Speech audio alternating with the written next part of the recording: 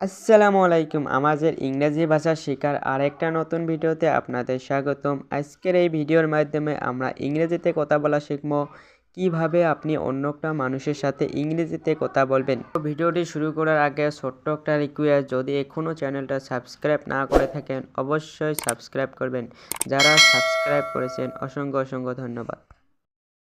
আজকের প্রথম বাক্যটা হল গাখীৰ খিনি গ্লাসটোত আছে।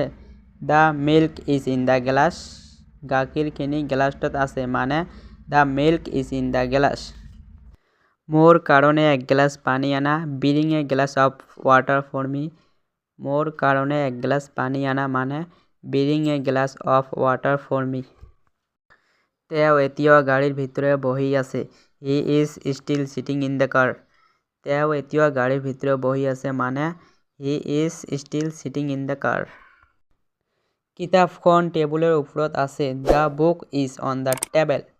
কিতাপখন টেবুলৰ ওপৰত আছে মানে the book is on the table. দেউতা কালি আহিল। ফাদাৰ কেম য়েষ্টাৰডে। দেউতা কালি আহিল মানে ফাদাৰ কেম য়েষ্টাৰডে। তেওঁ এতিয়াও শুই আছে। He is still in bed. তেওঁ এতিয়াও শুই আছে মানে he is still in bed. তেওঁ সদায় সময়মতে আহাৰ খায়। He is always in time for meals. তেওঁ সদায় সময়মতে আহাৰ খায় মানে he is always in time for meal. তুমি এতিয়াও গা ধোৱা নাই। Have not you had your bath at. তুমি এতিয়াও গা ধোৱা নাই মানে have not you had your bath at. কিতাপখন পঢ়িবলৈ ভাল। The book reads well. কিতাপখন পঢ়িবলৈ ভাল মানে দ্য বুক ৰিডছ ৱেল। এই কলমটোৱে ভাল লেখে। দিছ পেন ৰাইটছ ৱেল। এই কলমটোৱে ভাল লেখে মানে দিছ পেন ৰাইটছ ৱেল। নাওখন হঠাতে ডুবিল। দ্য বট ৱেণ্ট ডাউন।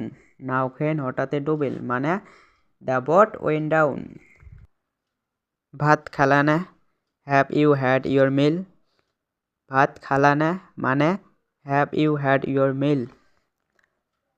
মোৰ 10টা ৰূপৰ মুদ্ৰা আছে। আই হেভ 10 চিলভাৰ কইনছ। মোৰ 10টা ৰূপৰ মুদ্ৰা আছে মানে আই হেভ 10 চিলভাৰ কইনছ। মই কালি চুলি কটালো। আই হেড মাই হেয়াৰ কাট য়েষ্টাৰডে। মই কালি চুলি কটালো মানে আই হেভ মাই হেয়াৰ কাট য়েষ্টাৰডে।